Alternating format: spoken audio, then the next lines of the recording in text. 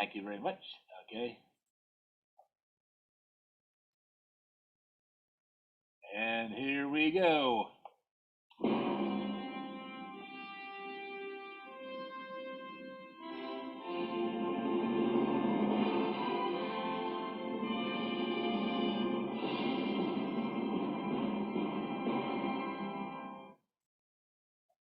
All right, so Zoom Rock Room, sponsored by actually my cousin and his wife from Lake Havasu City, the Zoom Rock Room.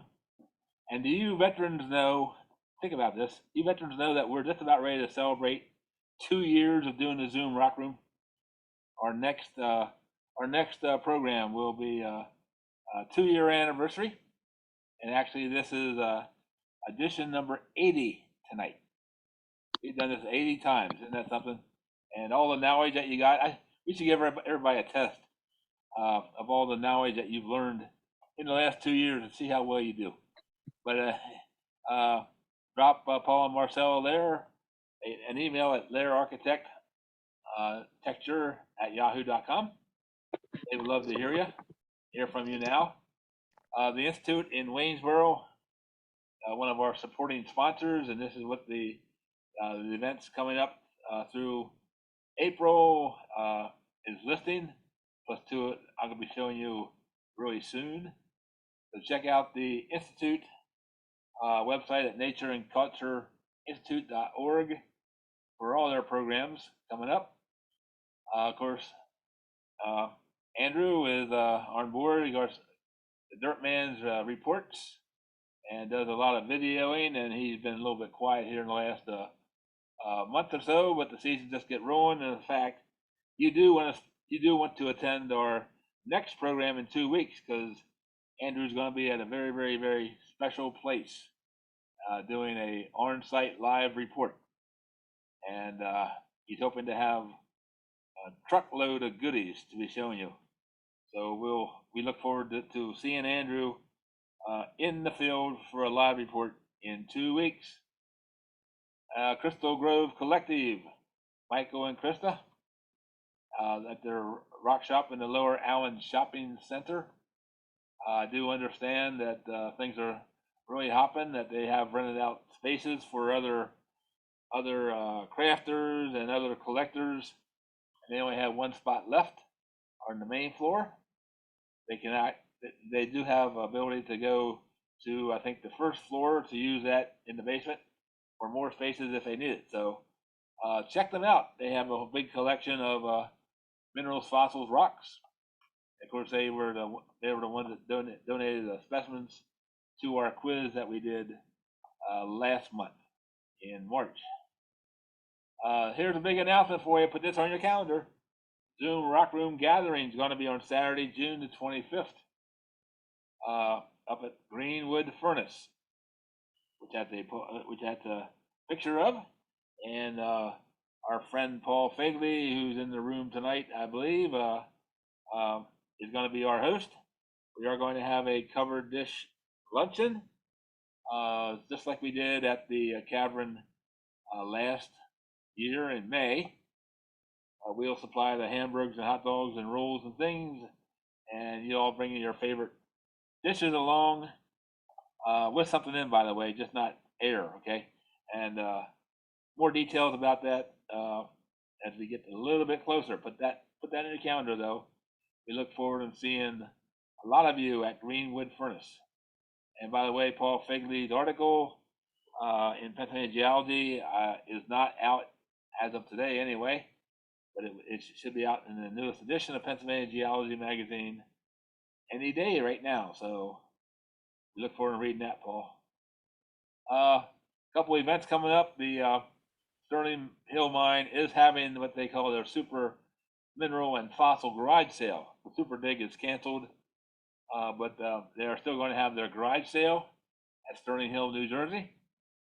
Berks County Mineralogical Society, April 30th to May 1st, over in Leesport at the Leesport Farmers Market. Check them out those 2 days. And of course, sounds pretty far away, but it's not really far away. September 25th and 26th, the Central Pennsylvania Rock and Mineral Show. And our our own famous Whitney, very much involved with that, and also the president this year of the Rock and Mineral Club. So she's putting her talents in a lot of different places.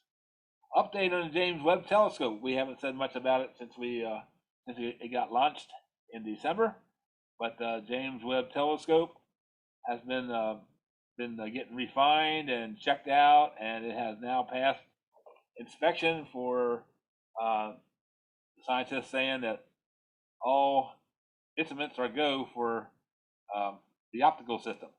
So this is actually a star that they used to get the Webb telescope tuned in and everything adjusted.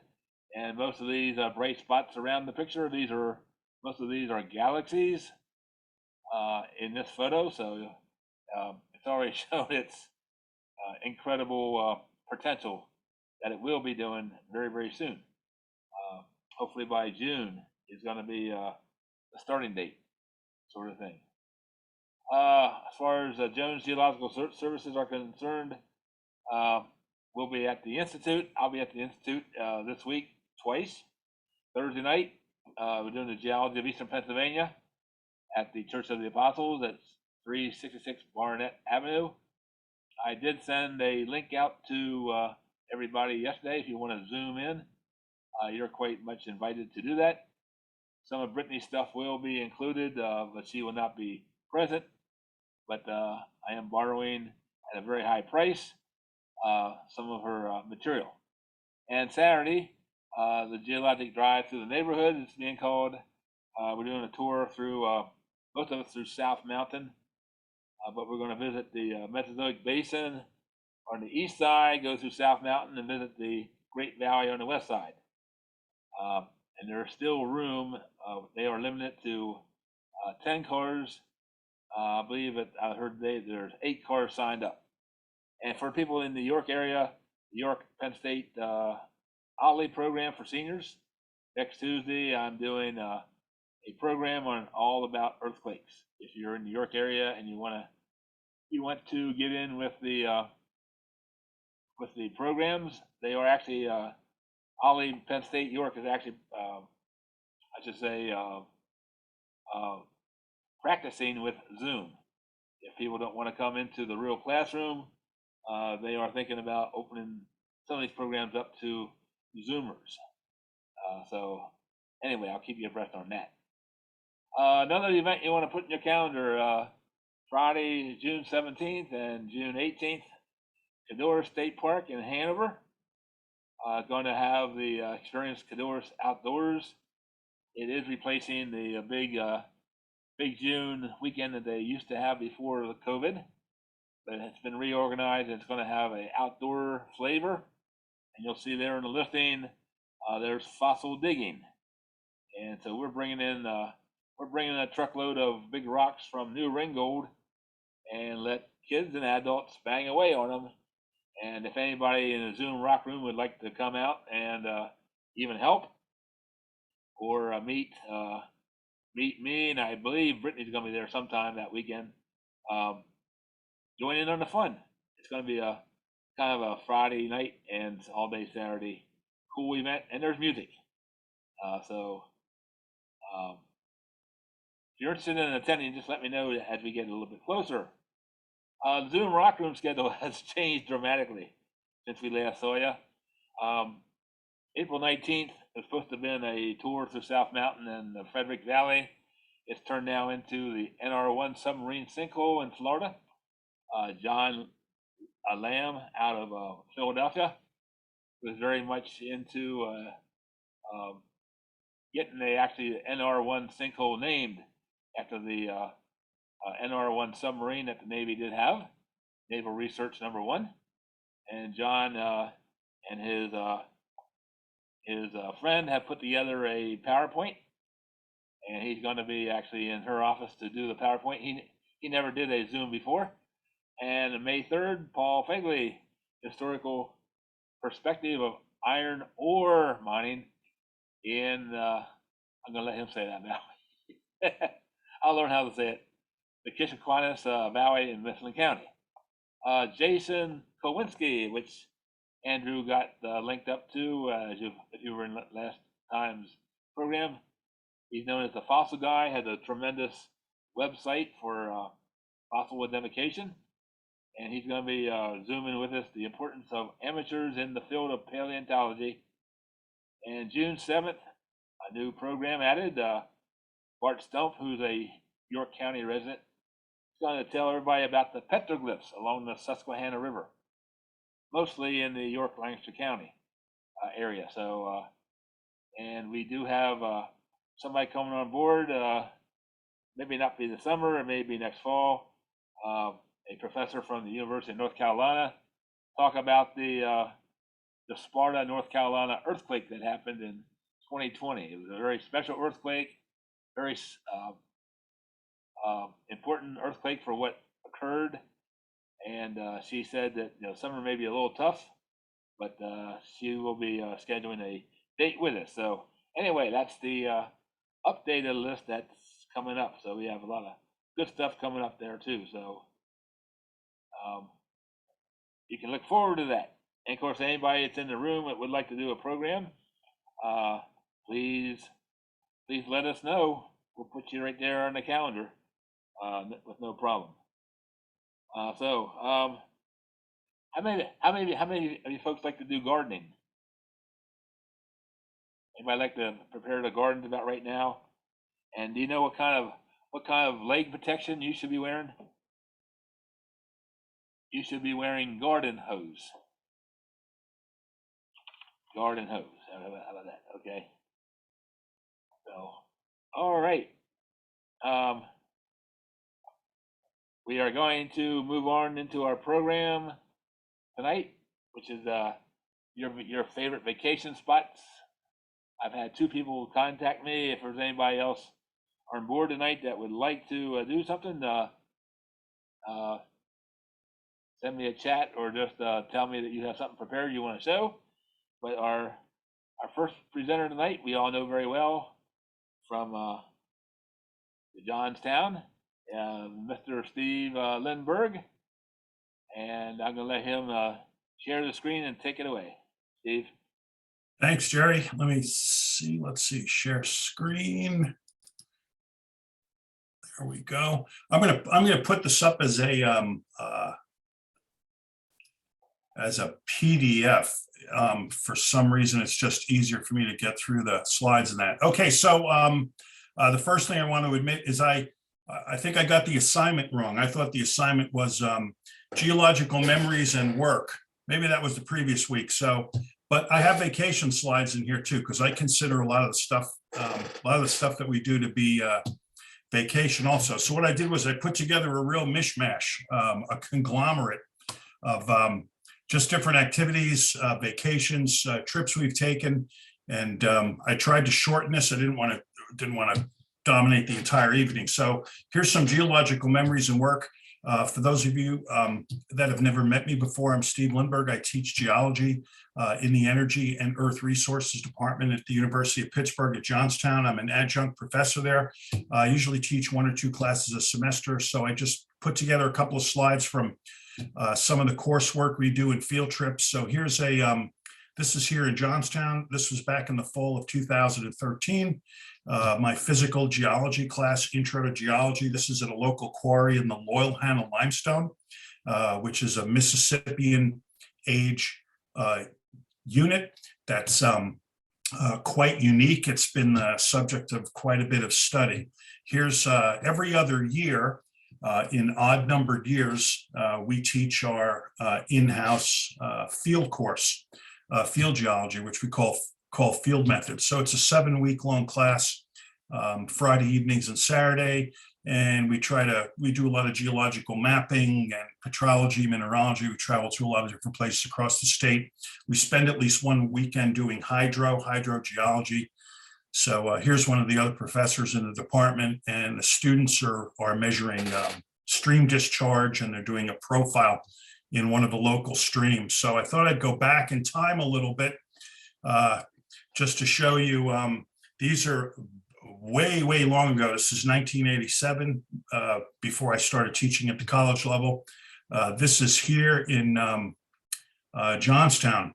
So I started as a high school earth and space science geology teacher. So here we are. I think this is around circa 1987. This is part of my earth science class at the high school. I could probably get the date exact. If I tried to zoom in on some of those posters, it might be something there that's dated, but this was our astronomy club, and a black and white photograph from the yearbook. And then here's my old high school classroom here in Johnstown, students working on some type of a lab. I believe this was right at the end of the year. You can see there's some snacks on the table there. So not typical of a typical classroom. So here's one of the nearby caves to us, probably the closest cave to Johnstown that's accessible to the general public, is Laurel Caverns. It's down in Fayette County, Pennsylvania. I would always take students there in the fall and the spring. So this is back, I believe, in 1988. So there I am. And these are actually high school students somewhere in the exploratory part of Laurel Caverns. There was a time when Laurel Caverns let you go through the exploratory part on your own, but they ended up running into a lot of trouble. People were getting lost. They weren't getting out of the cave on time. So now you can still go through the exploratory part. You have to bring all your own equipment, and they check you out. I believe they give you a quick little safety lesson, but they send a guide with you. So before I started teaching at Pitt Johnstown, I would tag along, became friends with some of the professors there, especially Dr. Bryce, Bill Bryce, who's shown here. Bill was instrumental in starting the geology department at Pitt Johnstown. And I'm in that photograph somewhere. I don't know if you could pick me out, but this is about 1989. And this was a field trip to Eastern Pennsylvania to study the mineralogy and petrology. So I tagged along with Bill Bryce's petrology mineralogy class. Jerry, this is, you could probably answer this for me. This is the Singing Rocks. It was at a country club or a golf course somewhere in the eastern part of the state. Bucks County, Ringing Yeah, Rocks. okay. Ringing Rocks County Park. Ringing Rocks, okay. Yep. So I remember tapping the rocks with the rock hammer. So there I am in the background, a lot younger and a lot lighter, with a lot more hair. So one of our geology field trips, I did not put this is recent. This is for structural geology. So these are structural geology students, upper level course from Pitt Johnstown. And once again, I consider all these little field trips we take. Sometimes they're overnight on a weekend. Sometimes they're during the week. Just one day we'll drive to the location in Pennsylvania. Sometimes we stay overnight. I did not put a location on this. So I know Jerry probably, I didn't want to put Jerry on the spot, but probably one of my all-time awesome structural geology locations in central Pennsylvania in the Appalachians. Love those folds. So where is that, Jerry?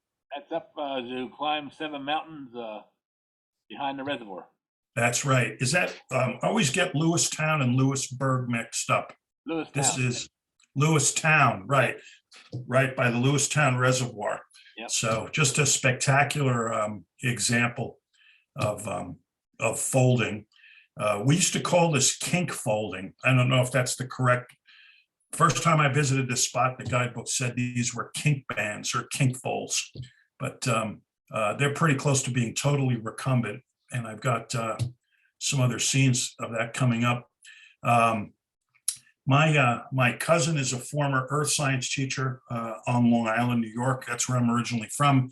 Back in 2014, his Long Island, New York Mineral Club took a weekend trip to the St. Clair area. They wanted to go to Centralia and tour one of the underground coal mines. I believe it was the Pioneer coal mine. I took them through on that. Well, we went on the tour, but we went into the, at this point, it was still open and you could go in and collect. This is the one of the strip mines in the St. Clair area, and we were collecting the fern fossils. Here is the main highway that went right through the town of Centralia. the 2-lane highway back in 2014 was still accessible. It was all buckled and distorted because of the underground mine fires. My understanding is now this is completely gone. PennDOT went in and they completely covered the road and buried all of this because I guess there were too many people going there. They were having a problem with traffic, and they wanted to keep people out of the site. Centralia is still available. I mean, it's still there to go to. So, but here's just some other scenes of the road that went through Centralia. Here's the one of the locomotives near the Pioneer Coal Mine Tunnel, and here we are up on the abandoned strip mine. This is north of the town of St. Clair, right off Burma Road. There used to be some really, and there still are some really excellent locations to collect fern fossils. So the National Association of Geoscience Teachers, NAGT is a national organization, but the country is broken up into different regions, different sections. Every spring, we have a Eastern section meeting. We sometimes join with other sections. So here's, this was back in 2003. Well, it seems like a long time ago. This is Niagara Gorge. We move around between New York, New Jersey, Maryland, Delaware, Pennsylvania. We even include Eastern Ontario. So back in 2003, the weekend field conference was up at Niagara Gorge. This was just recently, kind of before COVID hit, 2018. Jerry, you know this person right here. He presented one night in Rock Room. Yeah, that's oh boy. Newcomer. Yeah, Randy Newcomer. Randy Newcomer, right? Randy Newcomer. Yep. Excellent speaker and source of just an enormous wealth of geology information about Lancaster County and all the old mines there. He presented here on Rock Room. Well, he's a member of our NAGT. So this was the State Line Quarry. Well, one of the serpentine quarries right down there in southern Lancaster County. So the field trip that weekend, we got to go down in the serpentine quarry, do some collecting, and of course, no geology field trip is complete until you stop for ice cream at the end of the day. So Randy took us to this fantastic dairy to get ice cream. So here's a couple of other assorted field trips. This was a pit field trip to the basement collection of the Smithsonian Natural History Museum in Washington, D.C. And that is me and some of our other, that's Chris, one of the other professors in the department. But that is the aluminum, or I believe it was aluminum and reinforced with fiberglass on the inside. This is the volcano debris, the tephra, the rockfall helmet that was used by Maurice Kraft when he explored active erupting volcanoes. So the Crafts, Maurice and Katia Kraft, were known as the volcano watchers or the volcano hunters. They perished a number of years ago. They were both killed while climbing the slope of a Japanese volcano. They were killed in a pyroclastic flow. Well, this was his helmet that he wore. And when you watch some of his videos about climbing and exploring active erupting volcanoes, he can be seen wearing that. So it's kind of neat to be able to put it on. This was an active strip mine just outside of Johnstown in Windber. This picture is about from 1988. My cousin had came in from New York and I took him to the strip mine. The day we were there, they were actively mining. That's one of the drag lines, and we went in to collect some fern fossils. This is the new Paris Quarry that the Zoom Rock Room got to go in. And this was probably about a year before, that was just this past fall. So this was about a year before we were there. The quarry was being sold to the private landowner. The floor of the quarry was famous for large halicites corals that were really well exposed on the floor of the quarry. But New Enterprise Stone and Lime was going to do a major blast. They were going to take all the high walls down. This was all going to be buried. And it is now. It's buried under about 15 to 25 feet of talus. So I went there a week or two before they were going to blast, and I took out the largest Haloscites fossil that was on the floor of the quarry. The Field Conference of Pennsylvania Geologists meets every fall, and they move around the state. This past October, they were headquartered at Seven Springs in Somerset County, and the Field Conference looked at the geology of Somerset and Fayette counties. There were a lot of stops. Pitt Johnstown, and the same thing. I kind of consider this a vacation anytime you get out and get to do some geology. So Pitt Johnstown were some of the field trip leaders. Our faculty, we did the New Enterprise Stone and Lime Quarry in Bakersfield down in Somerset County, the Wimp's Gap Quarry on Route 40 in Fayette County. So I believe I showed a video of this, kind of a live action scene in Zoom Rock Room, maybe sometime last year when we were scouting this site out. The Bakersfield Quarry, located just a few miles from Seven Springs and Hidden Valley, they're mining the Loyalhanna limestone, which is this layer at the bottom of the quarry here. And they're at this location, they're mining it subsurface. They're mining it underground. So they have a permit, I believe, that covers about 400 acres. The lifetime of this mine is going to be about 40 years. And the Loyalhanna limestone is rated E or triple E. It is the best aggregate to put in the surface coat of asphalt because of its coefficient of friction. So this is the preferred rock that PennDOT puts in their asphalt. So when you're driving on the Pennsylvania Turnpike and you go into a panic stop, it's the Loyalhanna limestone that provides the friction that stops your car. There's probably no better place in southwestern Pennsylvania to see the stratigraphy of the Mississippian period than this quarry. You have the Mississippian Burgoon sandstone. Then there's a major disconformity, an unconformity between the Burgoon and the Loyalhanna limestone, which is a very, very unique layer, massively cross-bedded, and it's a calcareous sandstone. So it's a very, very unusual layer. And then we go up into the Mauchunk. In this quarry, there was a big stream channel, cut and fill channel. It's kind of hard to see in the picture there, but we have it outlined. So actually helped to determine what the flow direction was. So here's more vacation. So now we'll get into some what I consider vacation slides. We have a really, really active geology club at Pitt Johnstown. And every spring break during March, we take a field trip with the students.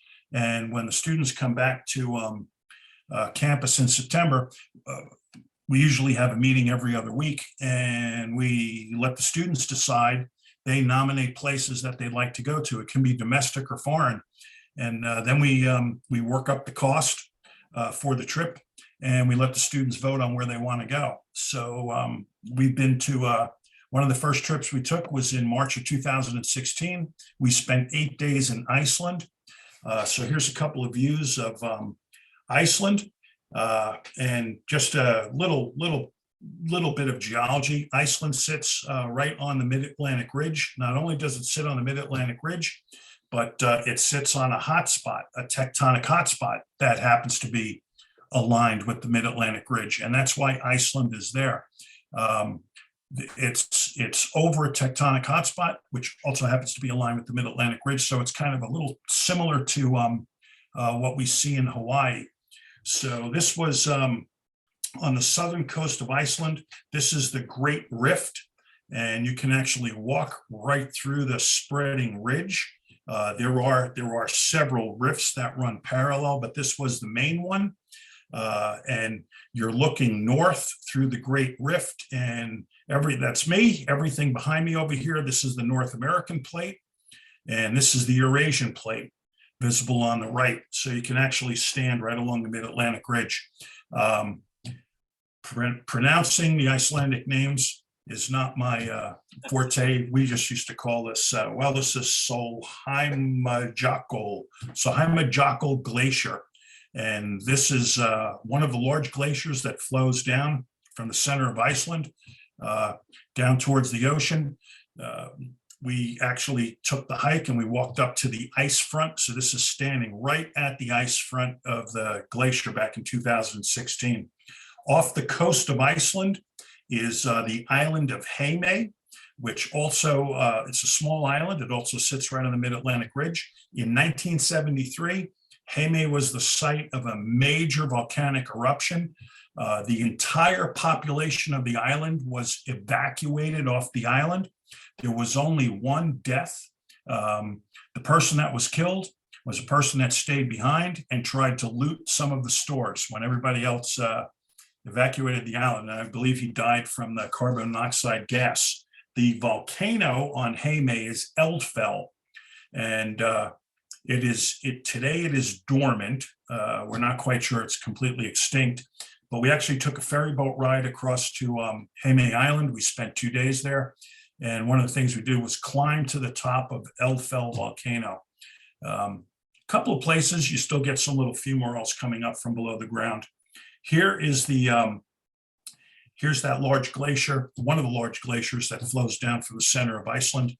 This is the Solheimajökull glacier. So this picture, the center photo right here, is taken right about up in here somewhere. So this is the Glacial Valley, the U-shaped valley.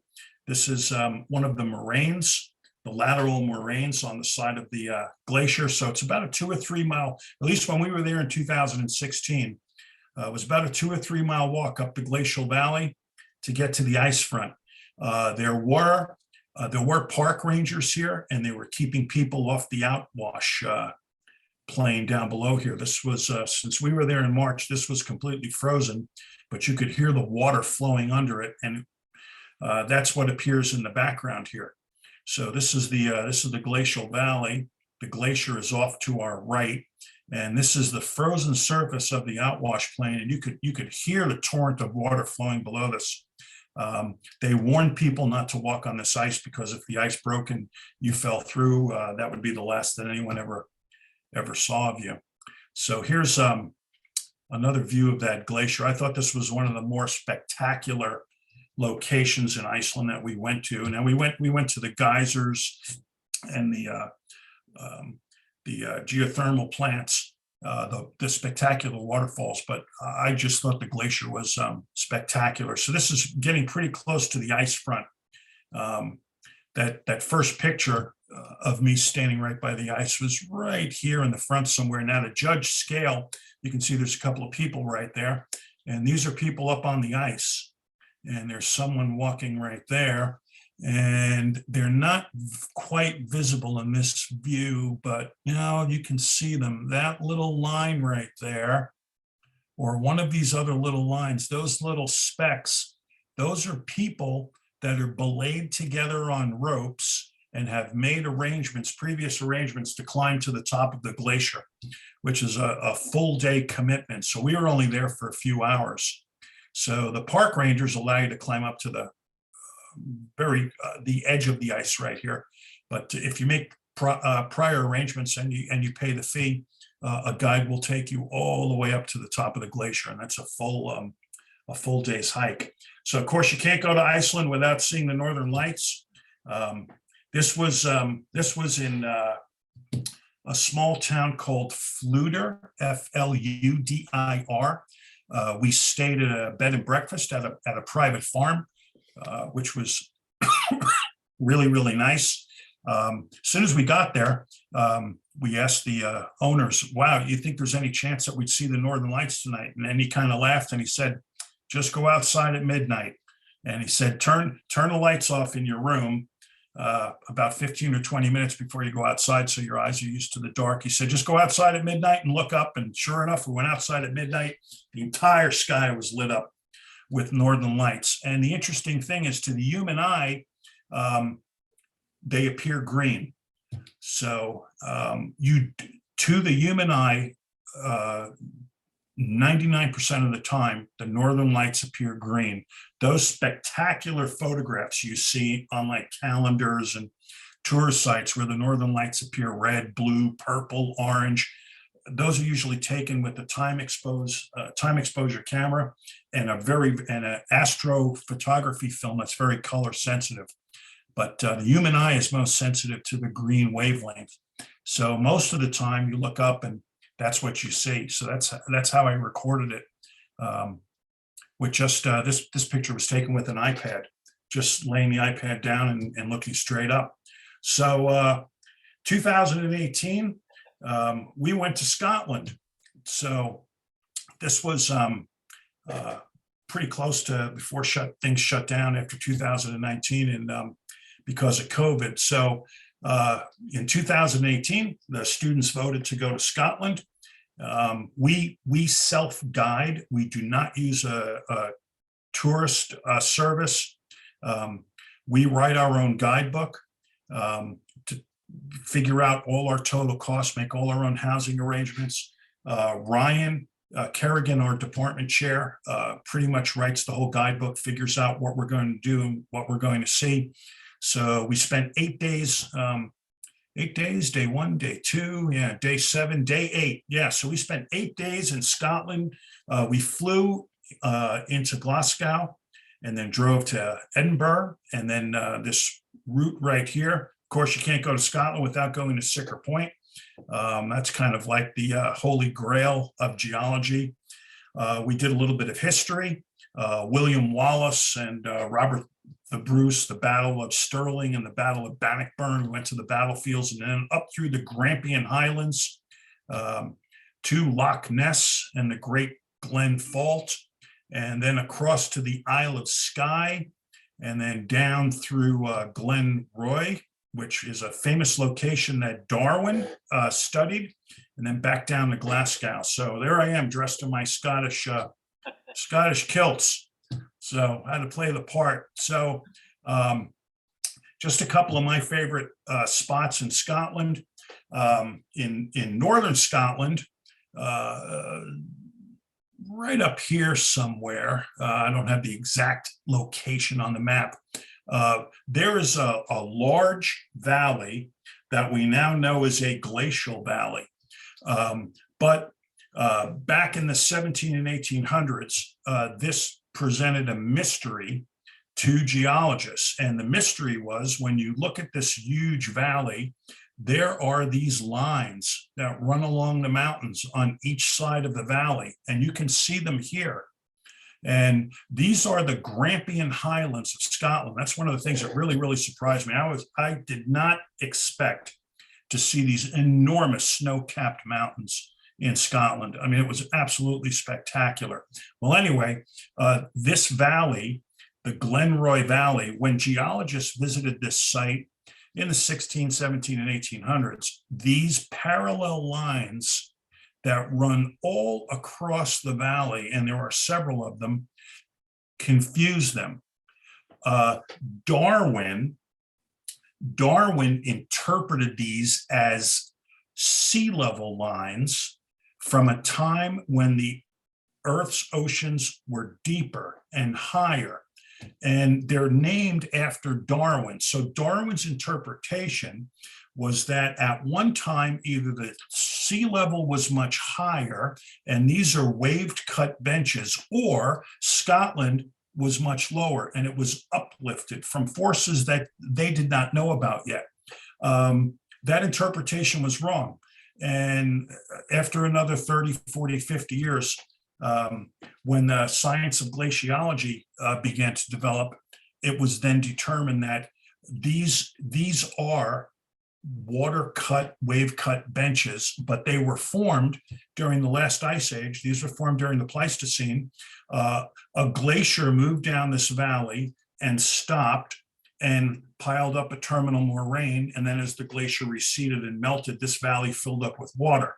And this was completely underwater. This was a huge glacial lake, and the waves cut these benches on the side of the mountains. And then when the terminal moraine collapsed and the water drained away, we now have an empty valley with these parallel lines on it. So a fairly famous location in Scotland. This is Edinburgh Castle, one of the largest and most historic castles in Scotland. These are our geology students. That's my wife, Marilyn, and Ryan Kerrigan is a department chair. So this is Edinburgh Castle. Sits on top of an enormous volcanic plug of diabase.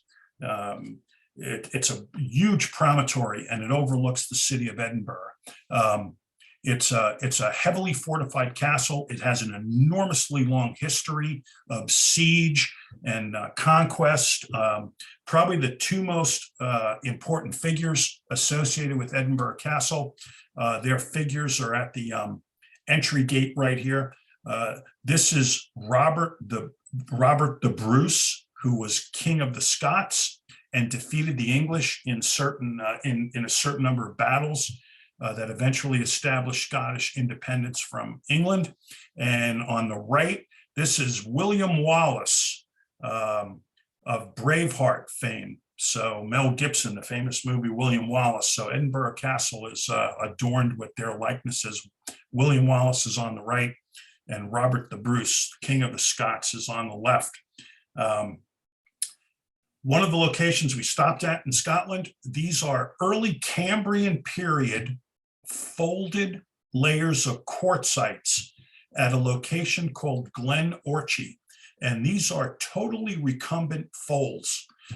And the neat thing about this location was that when we got up here, we asked the students to, and of course the students didn't read the guidebook because it was all described in there. So we asked the students to describe, what are you looking at?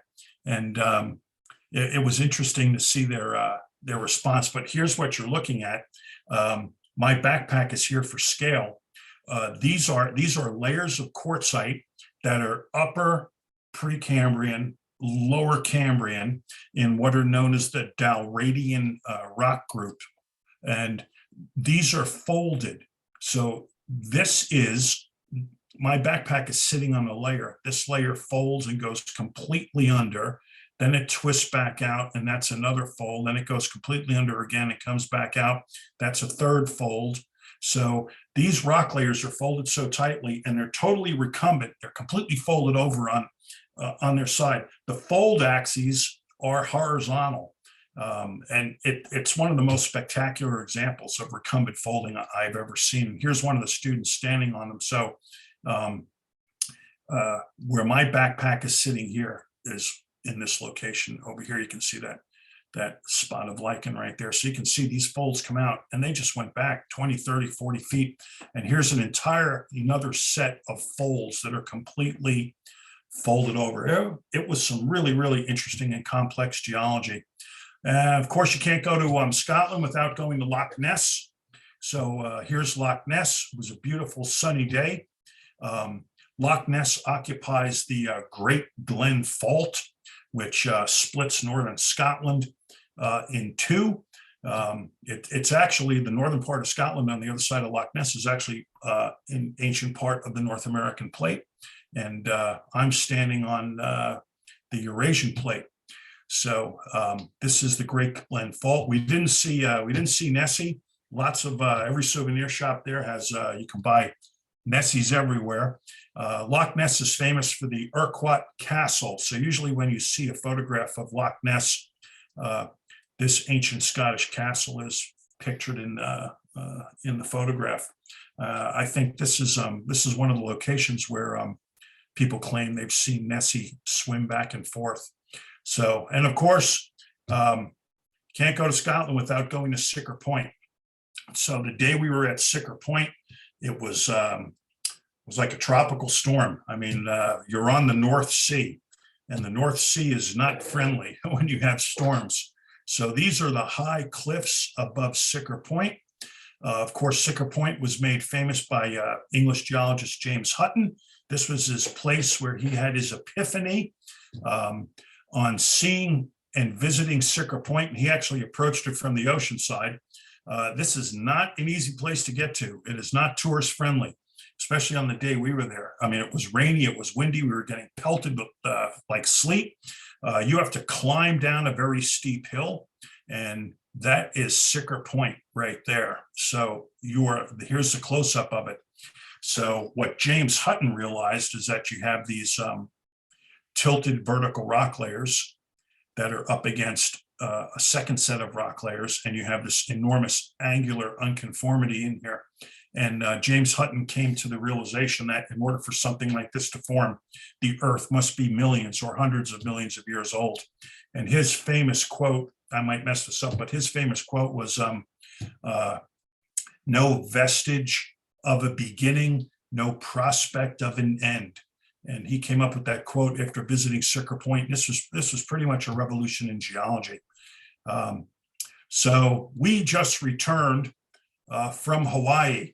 So back in September, the students decided that they wanted to go to Hawaii. It was quite the spectacular trip.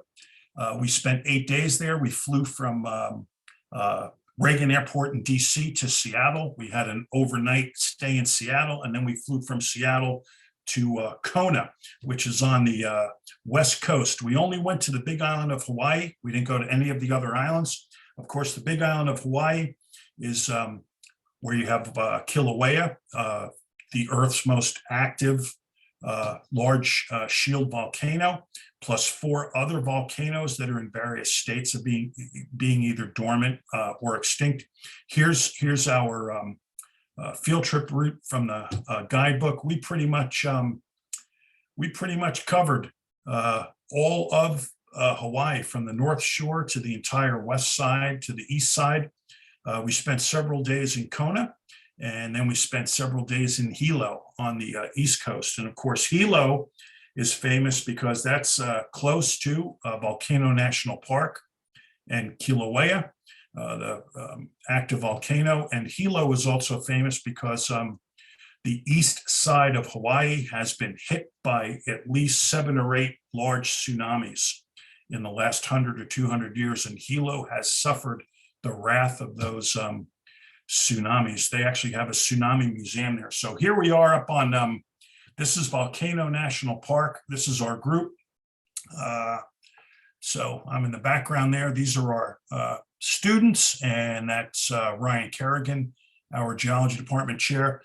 We were joined by a geologist from the United States Geological Survey Volcano Observatory, and he gave the students just a fantastic hour-long talk about Hawaii and the volcanoes of Hawaii. So just as kind of a little summary, the main island of Hawaii has 5 major volcanoes. The oldest one is Kohala, which is on the North Shore. And then I can never pronounce this one correct. I just call it Hulala. This is where Kona is. And then there is Mauna Kea. Mauna Kea is extinct. It has not erupted for a very long time. This is where the observatories are at the top. Mauna Loa is dormant. I believe it erupted back in the 1980s. It's still considered an active volcano. It's just temporarily dormant. And then there's Kilauea. Kilauea is the big active volcano on the southern coast of Hawaii. And we spent most of our time, most of our days on the eastern side of the island. And Hilo is right here. That's Hilo Bay. So of course, Hawaii lies on a tectonic hotspot. The entire Pacific plate is moving. I know Jerry covered this. We did a plate tectonics night here. The main island of Hawaii is still very, very volcanically active. The ages are right now, the volcano's erupting all the way to 400,000 years. Then the islands get progressively older as you go through the Hawaiian island chain. The big question that everyone asked, and since we had the United States Geological Survey volcanologist there, was why is there a hot spot in the middle of the Pacific Ocean? And why are there hot spots at other locations on the Earth? And his answer was, we don't know. So, so why is the Hawaiian hotspot in the middle of the Pacific Ocean? We don't know.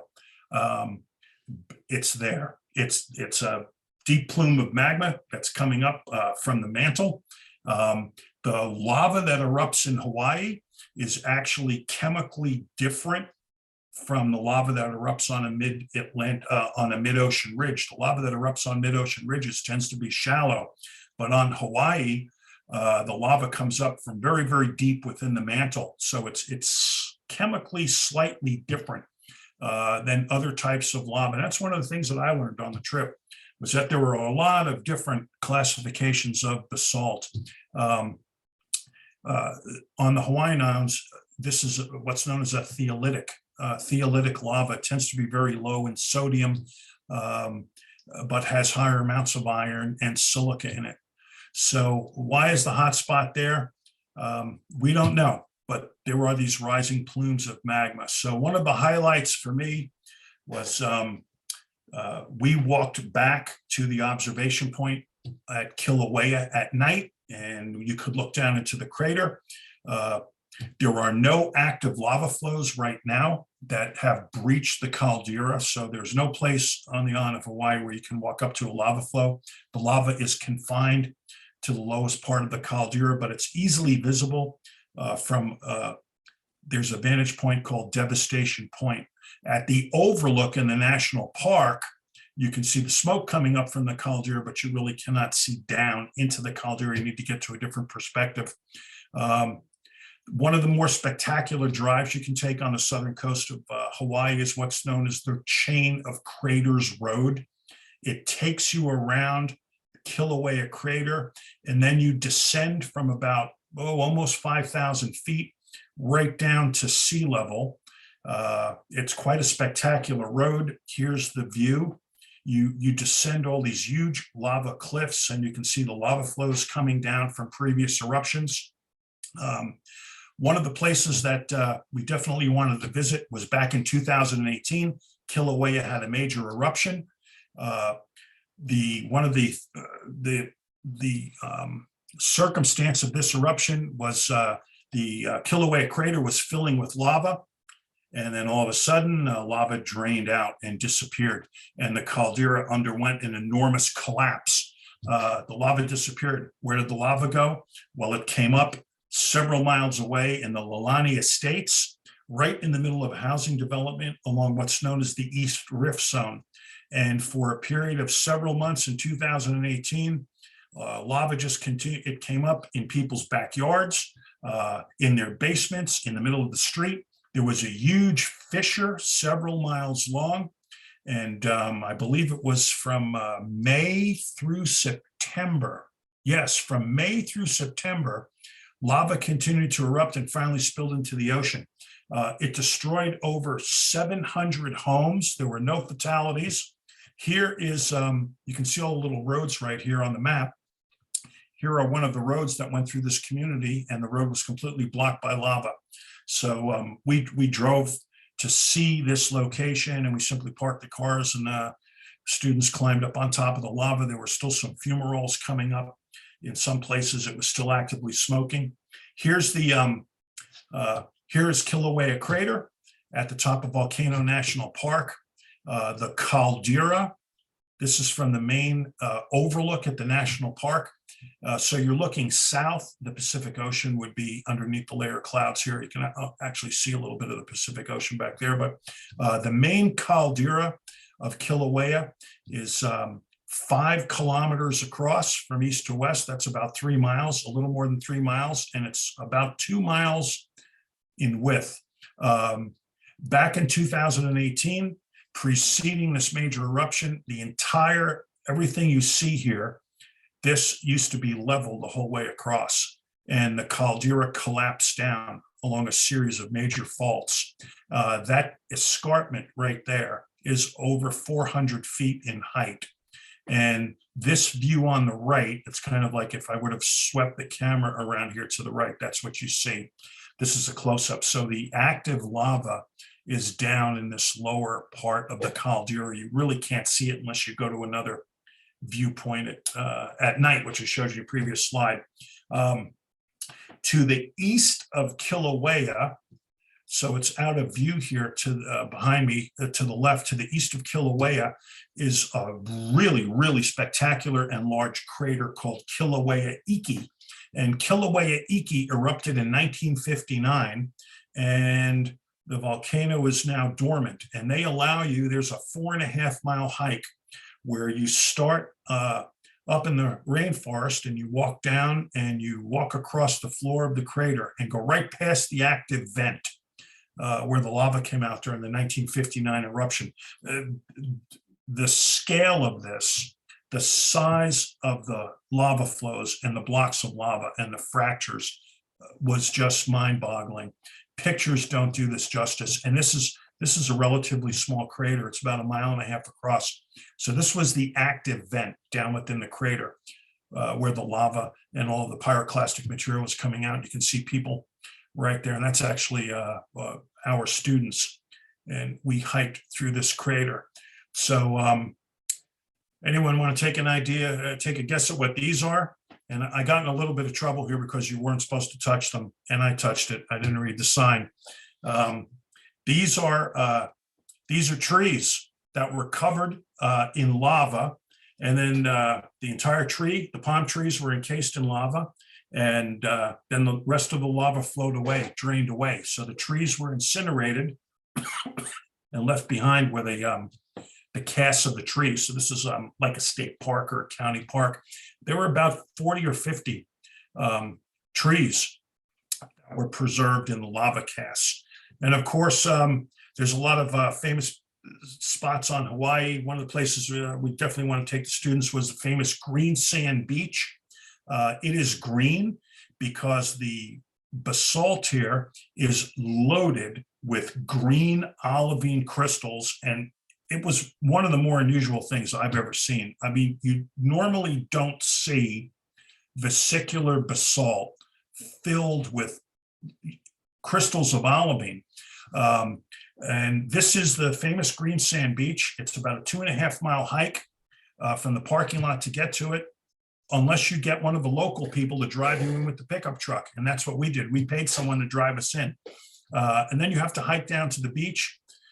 There are layers of volcanic ash that are wearing away, and it's kind of difficult. I mean, this really was green, but it was kind of like a pale green. A 1/4 mile or a 1/2 mile away, here's green sand beach. 1/2 mile or a 1/4 mile away, you run into this stuff. You run into places where the green sand was really, really vibrant. I mean, it looked like green emeralds. When I show these pictures to people, I say, oh my goodness, there was a lot of seaweed there on the beach. And I tell them, no, that's green olivine that is weathering out of the basalt and just being collected by the waves. And when you pick up the pieces of basalt, the vesicular basalt, and look at them, it's quite unusual to see this. Huge green olivine crystals filling all the basalt in this region. And you can see the green olivine that accumulated on the beach.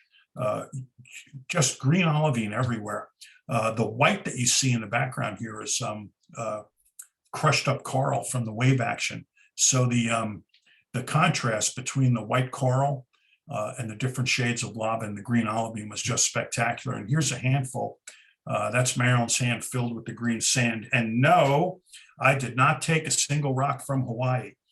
I didn't bring anything home. No sand, no green sand, no pumice, nothing. Didn't want to get Pele upset. So that's the end. Hope I didn't go too long, Jerry. Nope, you're good. I didn't want to take up everybody's time. So I could have shown 200 or 300 slides on Hawaii, but it would have taken a couple hours. It was pretty spectacular, location. So location and vacation, working vacation. So vacations, yep. Yeah. Anybody have any questions for Steve before we move to Ken? I think I saw, let me see on the chat. Yeah, the rift was really awesome. Cool view of the rift. That was in Iceland. And then we tried to stay there as long as we possibly could. I was hoping to feel an earthquake I wanted to feel the rift split apart. What didn't happen? We were in Iceland. The question was what month? It was March. So it was cold. Average temperature was around 35, 38. We got snowed on. I think the warmest probably got up. We had 1 or 2 days where it got to about maybe 45, 48, but you had to be dressed, you had to be dressed for it, but it was well worth it. And yeah, the green sand beach was awesome. We also went to the black sand beach. We did lava tubes. We walked through the lava tubes, went to the tsunami museum. So I've talked long enough. All right, great presentation. Yep. All right, we're gonna move over to Mr. Ken Frazier. He usually don't see him on the screen because he's on his phone, and that's why I'm going to control his PowerPoint tonight for him. And we'll just get started here. And Ken will take over and tell me what to do when. So well, go up to number 1. That's it there, right? Yep. Yep. So in 2008, and then in 2016, and in 2019, we had vacations as well as a work trip out to Death Valley and then along US 395 that runs along the eastern edge of the Sierra Nevada. And it's an amazing road. And they actually have DVDs that you can play in your car and tells you what the mile markers and everything else. So we on this vacation in 2008, we did Yosemite and Kings Canyon and Sequoia, which were all really interesting places, but we really liked areas along 395. So one of the places was Mono Lake, and Mono Lake is a really interesting place. It's up high and it gets cold up there. This was in October, and the days were probably 70, 75, and the nights were very cold, and I'll talk more about that. But anyway, Mono Lake, city of Los Angeles, starting in 1941, started diverting all the water. So it had dropped over 45 feet, and there were hot springs under the lake, and they made all of these, and I'm not sure how to pronounce it. My wife and I debated, but it's either Tufus or Tufus. But so anyway, that's a view of Mono Lake. So next slide. And here again is those same formations. And I see what you're saying, Jerry. I don't know how the text on there changed, but it's calcium coming up out of the hot springs, but they were preserved by the water at the lake. But whenever the water level dropped, then this is what remained. There is some effort to try to restore some of this, but with the water situation in California, I doubt if they'll ever restore it. We went out and watched the full moon rise over the lake, which was really cool. So next slide. And okay, more cryptic stuff. So we lucked out in the little town of Lee Vanning. They had their Halloween celebration. And so we went out there at night. We were there to watch the moon. And here they had the Tufa man dressed up, and he has a seagull on his the top of his little stalagmite, I guess it is. And it was really neat. I mean, it was very small town America, but it was so cold, and we had not planned on it being this cold, but we still had fun. So next slide. So another place a little further north of there is the town of Bode, California. And this is a California State Park, but there's so much history in this gold mining town. And like it said, $100 million that they got out of here. And it was extremely well preserved, which amazes me because you'd think they'd have brush fires and stuff there, but all the buildings were still there, and they let you go around this town. And it's still, again, this was 14 years ago, but you can still go there. It's still all open and everything. So next slide. And one thing that, people back then were a lot more sensitive to throwing things away. They took all their cans and they flattened them out, and they made roofs out of the cans, and they made walls out of the cans. And talking about temperatures, this was mid-October, and in the morning when we started walking around, it was below zero, but it quickly heated up to into the 50s. So it just shows the radiational cooling of the high desert.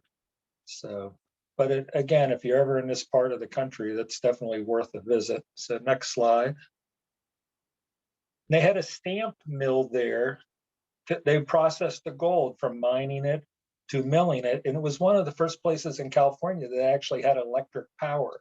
And they had built a hydro plant up in the high Sierras, and they actually ran high tension lines all the way to this area. And the town had power and lights and stuff. And they still have the turbine also over in a town of Bridgeport along the road. We didn't know that till we were driving through Bridgeport, and we were like, "Oh, wait, there's the turbine." So it was pretty cool.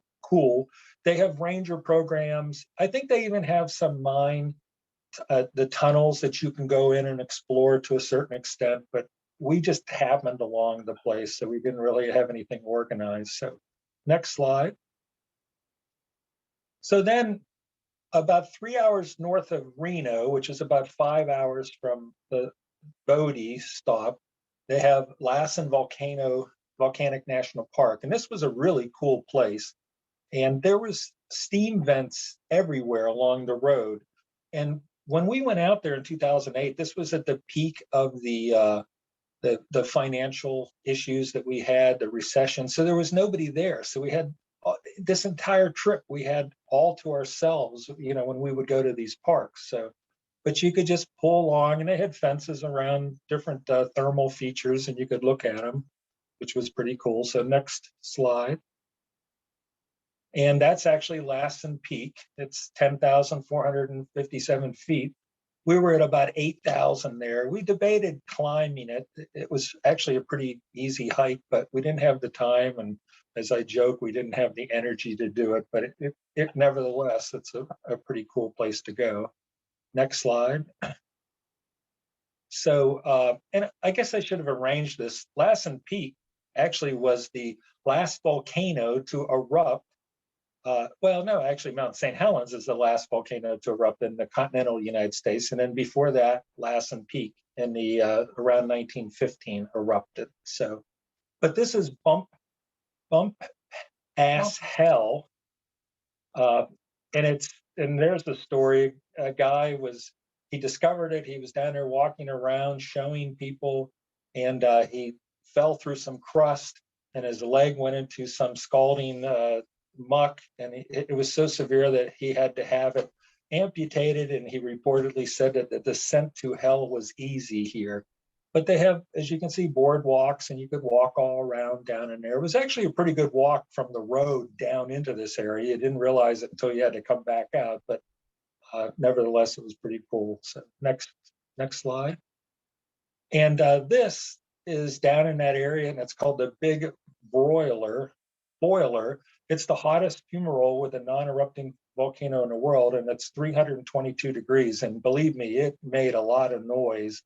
And another thing about this area, it wasn't like posted. You could walk around anywhere. So you could have like walked up to this thing if you wanted to, but we stayed on the trail on this one and looked at it. It was quite active. So next slide.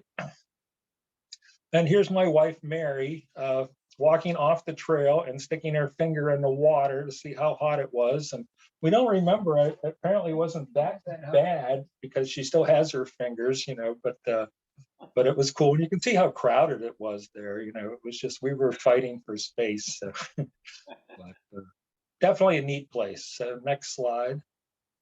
They had these all over the place. These are GPS deformation sensors because there was some concern, and I guess there still is, that this volcano is not, done doing what it's going to do. So they were checking, and in the visitor center, you could see a map that showed how things were rising. And I do remember some of it was pretty significant. I mean, in the feet that these areas were coming up. So next slide.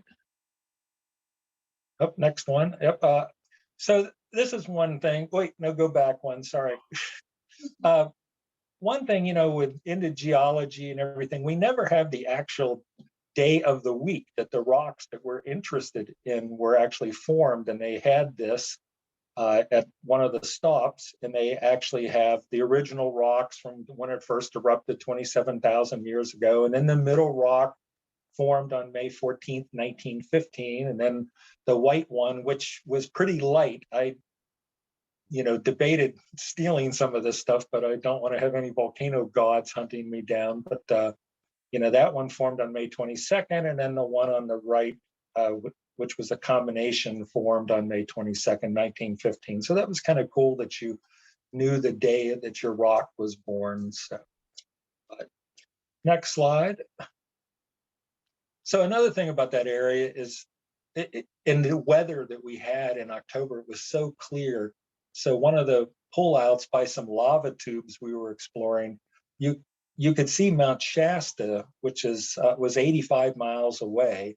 And that's like halfway to Oregon from where we were standing. But there's 4 volcanoes there. It's a stratovolcano, and it's less than 200,000 years old. So it was quite a beautiful thing to see on the horizon. And there was a bunch of different volcanoes that were visible from the spot. And actually, this was the furthest north we went on this trip. So we definitely have to go out there and go visit these other areas. Cool place. Next slide.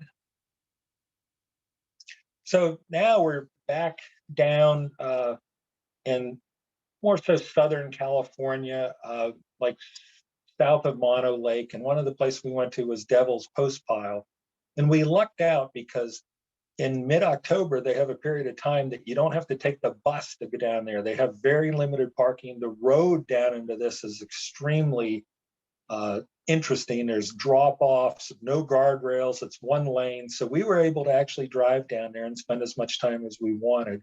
So this is a really neat area. And there's hot springs around here, but the story is they actually wanted to build a hydroelectric dam, and they were going to actually blast this and destroy all of this to build the dam. And there was a considerable movement to stop this. And President Taft made the area into a U.S. National Monument, and the Murr Trail and the Pacific Crest Trail passed through it. So it's a really neat place. And the rocks are too big to bring home. I was trying to find one that I could stick in my backpack, but it just wasn't going to happen. So next slide. And that's just down at the bottom looking at one. And they have some of them at the USGS headquarters in Reston, Virginia. And I worked right across the street from there. And I always wanted to go see these, but their parking was terrible. So I never did make it in to go look at it. But very cool. So next slide. And then this is up on top. Now the glaciers would polish these rocks. So it was really interesting. And you had to be careful because the slope was great on some of it, that it actually became quite slippery. So you had to be careful where you were walking up on top. So next slide. And here's Mary eating lunch up on top. And it went like this for hundreds of feet to where it was just rounded off by the glaciers. And so it's definitely another place we'd like to go back there again. So next slide. So now we're in Death Valley, and we're really impressed with Death Valley. This is in 2019. So this was in 3 years ago, right about now. And so this is at Badwater Basin, and it's the lowest point in the United States. And this, if you've never been to Death Valley or to some of these places out west, the vastness is just amazing. Those snow-capped mountains are 20 miles away. And again, this is one of the biggest vertical differences on the entire planet, that you can go, from negative elevation to 11,000 feet in less than 20 miles.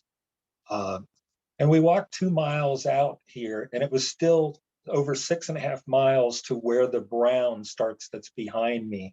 So it's just so open and a very impressive place. So next slide. So this is there's always water at Badwater. That's probably why they named it.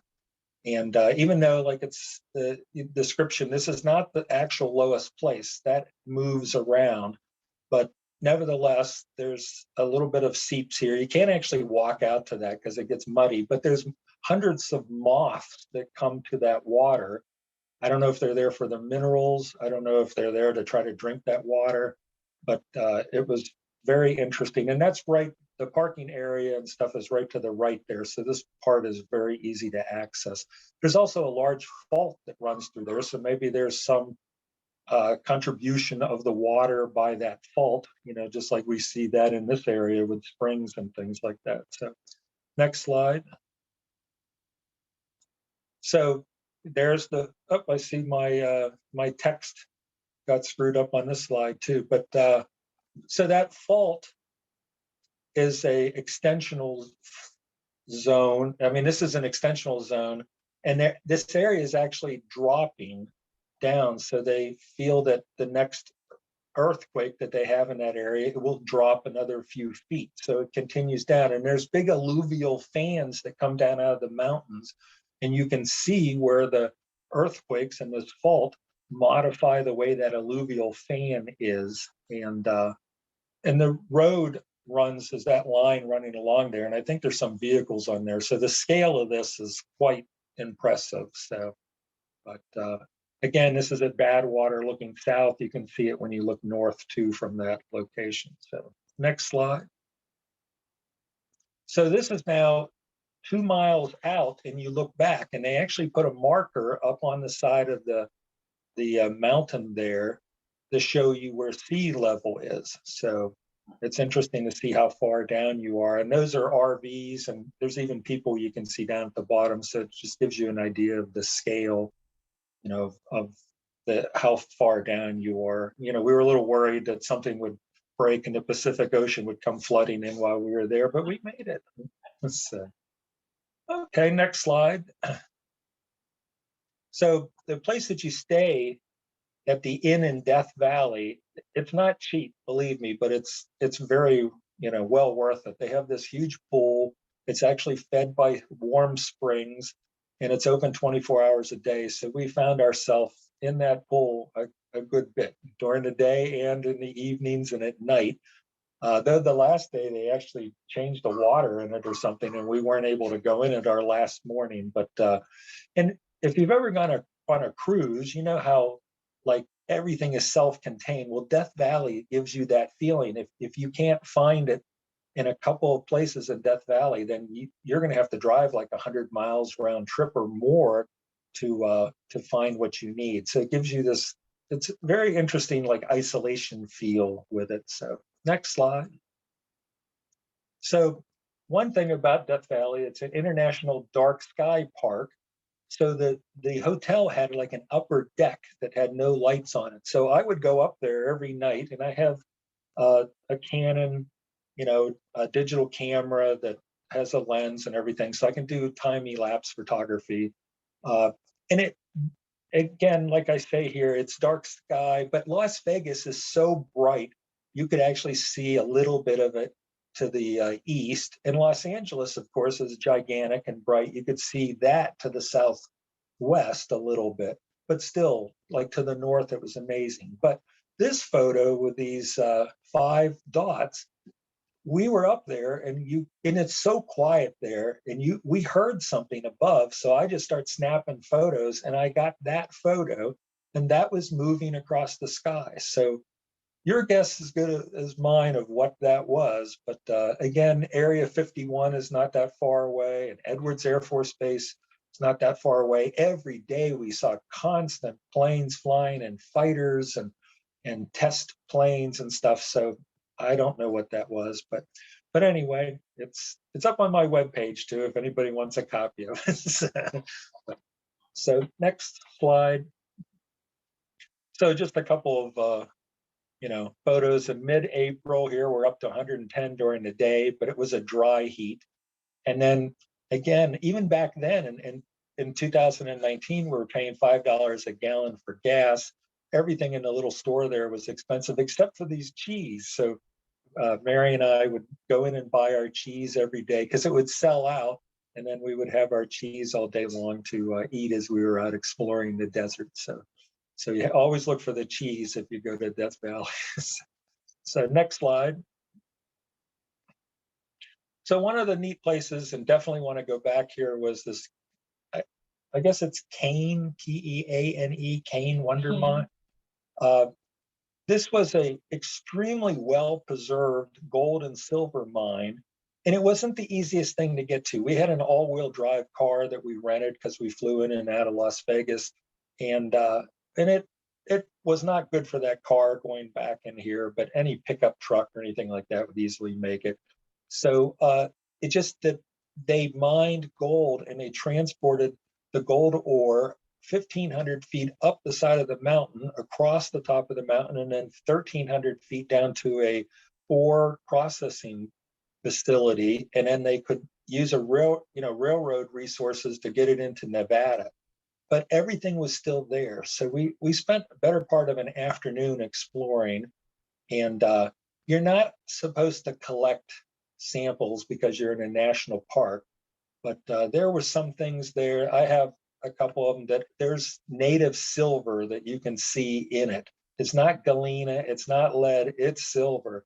And I wish I would have spent more time just digging around in the tailings. And of course, we were there for many hours and nobody else was there. So it was a very, very cool place. So next slide.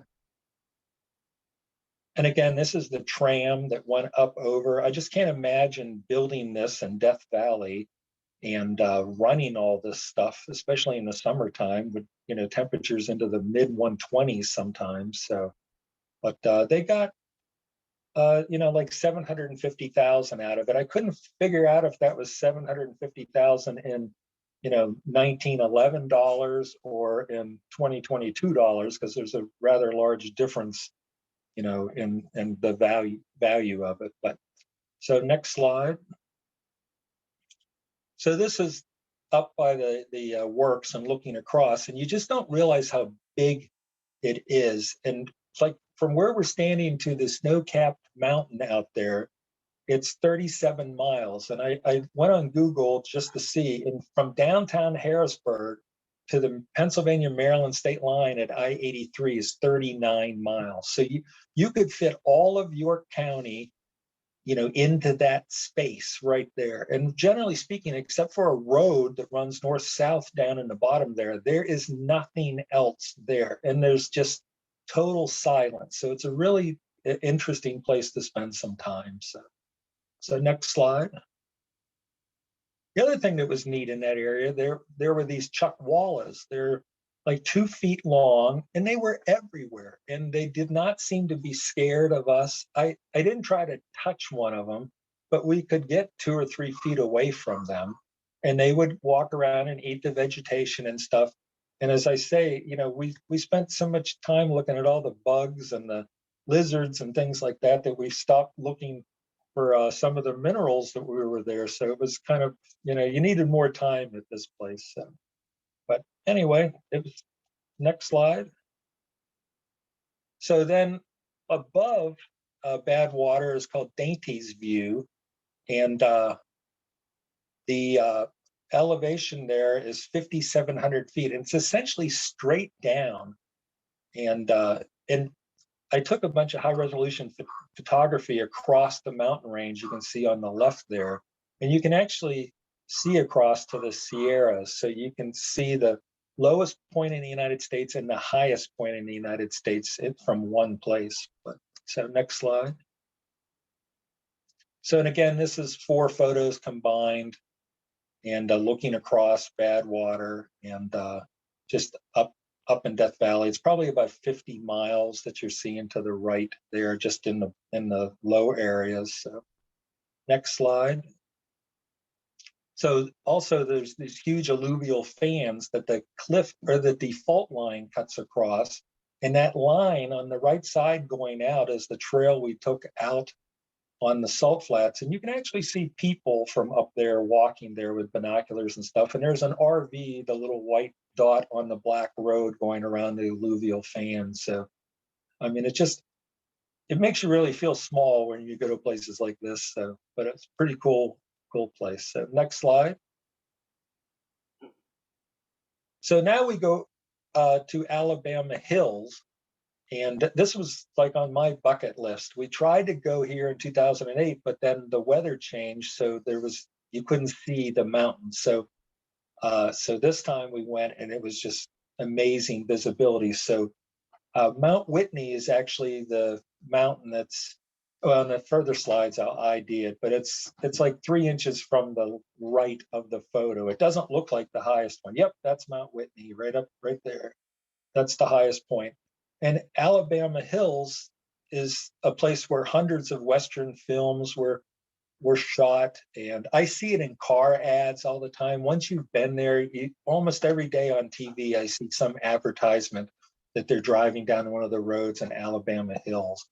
And again, some of the places they're the same age of the Sierra Nevada, but there was different erosion that caused this. And I guess the Sierra Nevadas are still going up, whereas this has like 10,000 feet of sediment. I guess it's all the sediment that washes down from the mountains and stuff. But they have tremendous earthquakes in this area too. And in 1872, they had one. A single event caused vertical displacement of 15 to 20 feet. So, I mean, this is a very geologically active area. So next slide. And there's Mount Whitney in the middle. We're only 84 miles away from the lowest point.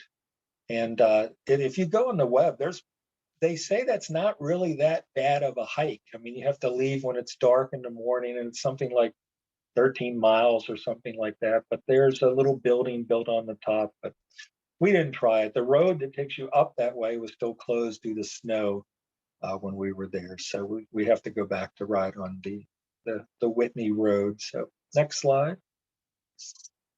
So in the little town of Lone Pine, that's right by Alabama Hills, it's a neat, very outdoor-oriented town.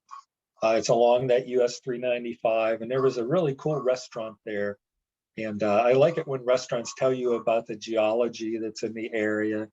And then a lot of their burgers were named after either movies, because John Wayne spent a lot of time there and stuff. So we ate good in that town. So next slide. So one of the things in that area is the Owens River, and the Owens River has been there's a book called Cadillac Desert that talks about this whole area. And this river isn't that big. It's only maybe 10 feet wide and 2 feet deep. But Los Angeles came into this area and secretly bought up all the property rights and the water rights, and then took all the water to Los Angeles. So it's a very interesting, a lot of history about fighting over water and resources and stuff, but it's still, again, it's a spectacular area to go to. And this is just 2 mountain ranges over from where Death Valley is. So next slide.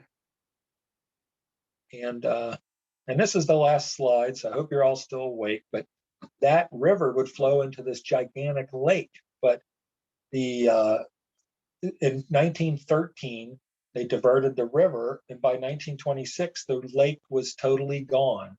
And it's now ranked the largest single source of dust pollution in the United States.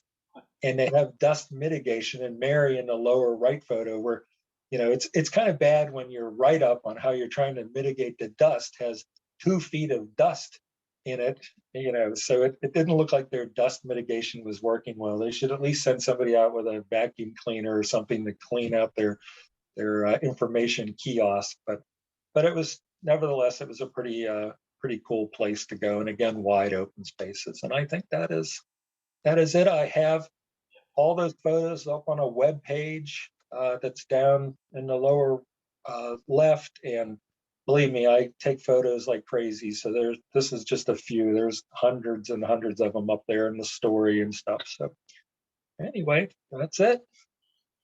Hey, Brittany, do you want to look at the chat? Any questions in there for Ken? No questions, just whoa, where'd it go? Oh, now a question popped up. What camera do you use? I have well, I use a cell phone for some of the photos, just a Samsung Galaxy 9 Note. But then any telephoto photos and things like that, I have a Canon EOS 80D with a 400 millimeter lens. So it's a bit higher, resolution. I think it's like 24 megapixels or whatever. So, but it does really well on landscapes and telephoto. So. Okay. Nice. Everything else is just talking about how awesome it is. The basalt is great. The vistas in your photos are fantastic. Hard to grasp the scale of Death Valley. So just compliments. Okay, well, thank you. And I mean, believe me, I could do probably 20 of these briefs from these different trips we've gone on. So. All right. Thank you, Ken and Steve, for your contributions. I actually didn't prepare anything tonight because I figured that participants would be taking over the room, which you all did. Before I turn it over to Brittany for her segment or what she wants to say tonight, I learned something in the past week, and I'm not sure if it's true. They say it is true. I was doing some research on groundhogs and Groundhog Day because of my teaching the weather segment right now at college. But Punxsutawney Phil people, Punxsutawney Phil Society tells the world that the same groundhog that started this tradition 136 years ago is the same groundhog today. That's supposedly true. They claim Punxsutawney is 136 years old. Now, if anybody knows the truth or can research that and verify that they're telling the truth, I'll just be curious because boy, it's a very old, of course, groundhog. What kind of an interesting fact. So I'll leave you by reminding you folks, if you're new to the room, these are recorded every session, and they're put on our website at jonesgeo.com under Zoom Rock Room, usually by the next morning. So you can always replay it or refer to a friend. If you have a friend that you think might want to join the Zoom Rock Room, invite them or tell me to send them an invite. But again, if you want to join me Thursday night on with the Zoom, I'll be live in Waynesboro. Actually, we'll be celebrating my birthday, doing a program in Waynesboro. I can stop at Dairy Queen on my way home for my ice cream cone as I leave Waynesboro. So come back in 2 weeks from now. We will be talking about the NR1 sinkhole in Florida with John Lame, and I'll turn it over to Brittany. Alrighty, well, first Andrew asked if he could go with you on your next trip, Ken. So you can take Andrew and I'll go with Steve. And also, Andrew said, didn't one die on Groundhog's Day? And I think that's actually a thing. One of the groundhogs passed away. It was real recent year that it passed away like a day or two before Groundhog's Day, and they had like an emergency. We need to find a groundhog. So. Actually, if you go to Punxsutawney in the library in the downtown square, they have the groundhog zoo, and they have 3 or 4 of them in there all the time. So, and just in case one dies, and they handle them a good bit. But some of the handlers have gotten bit really bad. I mean, requiring emergency surgery and stuff. So, these things are still wild animals. Yeah. Alrighty, well, thank you, Steve and Ken. That was really great. I think everybody really enjoyed that. So I hope everyone has a good couple weeks. Okay, we'll see everybody. See ya.